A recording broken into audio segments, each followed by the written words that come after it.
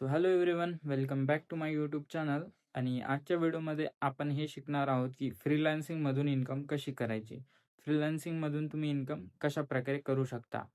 तर हा व्हिडिओ शेवटपर्यंत बघा, कारण की ह्या व्हिडिओमध्ये तुम्हाला सर्व क्लिअरिटी येणार आहे आणि तुम्ही इन्कम करण्यासाठी तयार होणार आहे. सो हा व्हिडिओ शेवटपर्यंत बघा, कारण की ह्या व्हिडिओमध्ये तुम्हाला पूर्ण क्लिअरिटी येऊन जाणार आहे. सो चला तर आपण जास्त टाइम वेस्ट न करता व्हिडिओला सुरुवात करूया.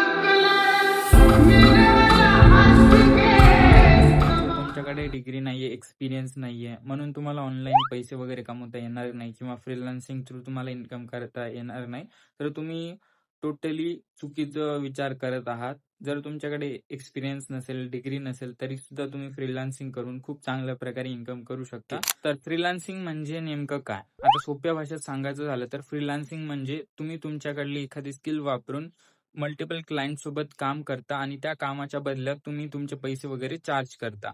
तर ह्याला म्हटलं जातं फ्रीलान्सिंग. म्हणजे तुम्ही एका कंपनीमध्ये परमनंटली काम करण्यापेक्षा वेगवेगळ्या प्रोजेक्ट्सवरती काम करता, वेगवेगळ्या क्लायंट सोबत काम करता. सो ह्याला म्हटलं जातं फ्रीलान्सिंग. सो आता प्रश्न येतो की जर तुम्हाला फ्रीलान्सिंग करायचे तर आता तुमच्याकडे कोणती स्किलच नाहीये, तर तुम्ही कशा प्रकारे फ्रीलान्सिंग करू शकता. तर ह्यासाठी सर्वात अगोदर तुम्हाला एक हाय पेइंग स्किल शिकावं लागेल.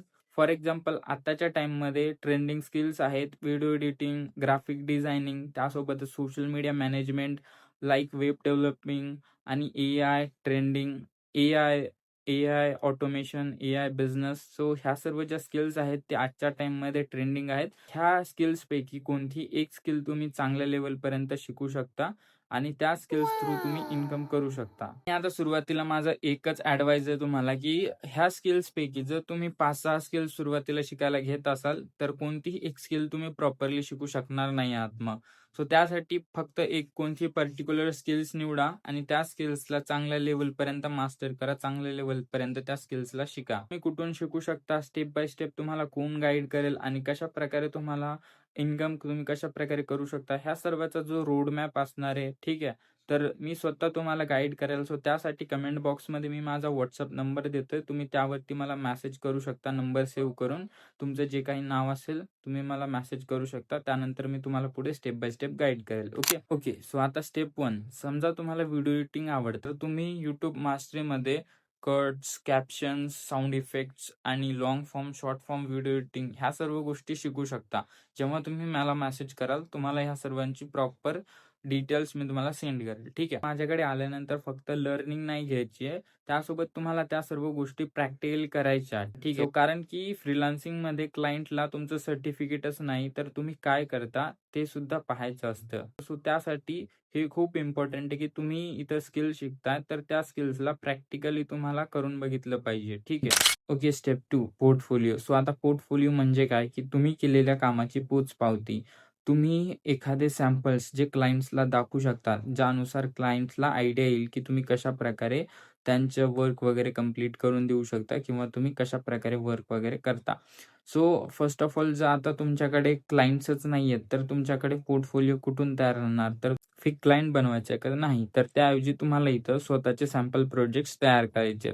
ते कशाप्रकारे? एक्झाम्पल, जर तुम्ही व्हिडिओ एडिटर असाल, तर तुम्ही काही व्हिडिओ एडिटिंगचे रील्स एडिट करून त्यांचे सॅम्पल रेडी करू शकता. वेगवेगळ्या टाईपचे रील्स एडिट करून. ठीक आहे.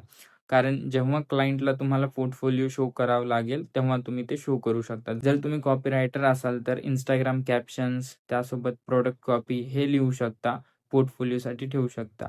सो ह्या सर्व झाल्यानंतर म्हणजे जेव्हा क्लायंट तुमच्याकडे येईल, तेव्हा तुम्ही त्याला सॅम्पल्स हे प्रोजेक्ट्स दाखवू शकता पोर्टफोलिओच्या फॉर्ममध्ये. म्हणजे जेव्हा तुम्हाला क्लायंटला पोर्टफोलिओ शेअर करायचा असेल, तेव्हा तुम्ही क्लायंटला हे सॅम्पल्स, हे प्रोजेक्ट्स तुम्ही दाखवू शकता. सो आय होप तुम्हाला या सर्व गोष्टी क्लिअर झाल्या असतील. सो आता तुमच्याकडे क्लायंट्स कुठून येणार आणि कशाप्रकारे तुम्ही त्यांना रीच करू शकता, कशाप्रकारे त्यांना तुम्ही स्वतःचा पोर्टफोलिओ शेअर करू शकता, ह्या सर्व गोष्टी मी तुम्हाला स्टेप बाय स्टेप शिकवेल. कमेंट बॉक्समध्ये मी माझा नंबर दिलेला आहे. त्या नंबरवरती तुम्ही मला मेसेज करा. त्यानंतर मी तुम्हाला स्टेप बाय स्टेप गाईड करेल, सपोर्ट करेल ह्या सर्व गोष्टी पॉसिबल करण्यासाठी.